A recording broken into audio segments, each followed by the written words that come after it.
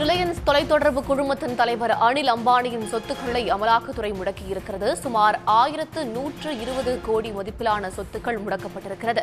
அண்மை செய்தியாக பார்த்து வருகிறோம். நில மோசடி தொடர்பாக இதுவரை அனில் அம்பானியின் 10,117 கோடி மதிப்பிலான சொத்துக்கள் முடக்கப்பட்டிருக்கின்றன. ரிலையன்ஸ் தொலைத்தொடர்பு குழுமத்தின் தலைவர் அனில் அம்பானியின் சொத்துக்கள் முடக்கப்பட்டிருக்கின்றன. சென்னையில் இருக்கும் குடியிருப்பு நிலங்கள், பிளாட் வீடுகள் உள்ளிட்ட சொத்துக்களையும் அமலாக்கத்துறை முடக்கியிருக்கிறது. Reliance home finance, Reliance commercial finance, Yes வங்கி மோசடி வழக்குகளில் இந்த நடவடிக்கை எடுக்கப்பட்டிருக்கிறது. அண்மை செய்தியாக திரையிடல் பார்க்கிறோம். அனில் அம்பானியின் மேலும் 1120 கோடி ரூபாய் மதிப்பிலான சொத்துக்கள் முடக்கப்பட்டிருக்கின்றன. நில மோசடி வழக்கு தொடர்பாக அமலாக்கத்துறை இந்த நடவடிக்கையை எடுத்திருக்கிறது. அனில் அம்பானியின் மேலும் 1120 கோடி ரூபாய் சொத்துக்கள் முடக்கப்பட்டிருக்கின்றன. சென்னையில் உள்ள குடியிருப்பு வீடுகள், பிளாட் வீடுகள் உள்ளிட்ட சொத்துக்களும் முடக்கப்பட்டிருக்கின்றன. அண்மை செய்தியாக பார்க்கிறோம். இது பற்றிய விரிவான தகவல்களை வழங்குகிறார் செய்தியாளர் கிருஷ்ணா. கிருஷ்ணா, விரிவான தகவல் என்ன? நிச்சயமாக அனில் அம்பானிக்கு சொந்தமான ரிலையன்ஸ் குழும நிறுவனங்களை தொடர்பாக சொத்துக்கள் என்பது அமலாக்கத்துறையால் முடக்கப்பட்டிருக்கிறது.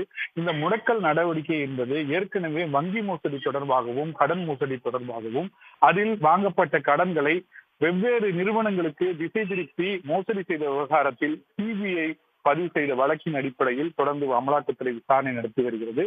அந்த வழக்கின் அடிப்படையில் தொடர்ந்து தற்போது ரிலையன்ஸ் அனில் அம்பானி குழுமத்தின் 10,117 கோடி ரூபாய் அளவிலான சொத்துக்கள் முடக்கப்பட்டிருப்பதாக அமலாக்கத்துறை அதிகாரப்பூர்வ தகவல் தெரிவித்திருக்கிறது. குறிப்பாக இன்று அமலாக்கத்துறை முடக்கியிருப்பதாக தெரிவித்த சொத்துக்களின் மதிப்பு 1,120 கோடி ரூபாய் உள்ள சொத்துக்களை தற்காலிகமாக முடக்கியிருப்பதாக தெரிவித்திருக்கிறது.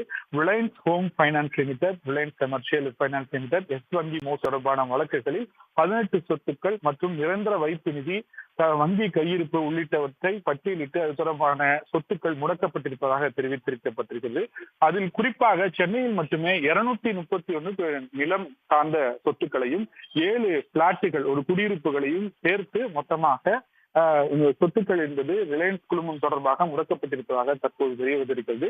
மொத்தமாக இந்த விவகாரத்தில் எஸ் வங்கி மோசடி முக்கியமாக பார்க்கப்படுவதாகவும், எஸ் வங்கியில் முதலீடு செய்யப்பட்டு அது மீண்டும் அனில் அம்பானி குழுமத்திற்கே விதிகளை மீறி முதலீடு செய்யப்பட்டிருப்பதாகவும், இது தொடர்பான அமலாக்கத்துறை விசாரணையில் தான் இந்த வங்கி முடக்கத்திலிருந்து பணம் முடக்கும், சொத்துக்கள் முடக்கும் வரை நடைபெற்றிருப்பதாக அமலாக்கத்துறை தெளிவாக தெரிவித்திருக்கிறது. விரிவான தகவல்களை வழங்கியமைக்கு நன்றி கிருஷ்ணா. உடனுக்குடன் செய்திகளை தெரிந்து கொள்ள சன் நியூஸ் பெல் ஐகானை கிளிக் பண்ணுங்க.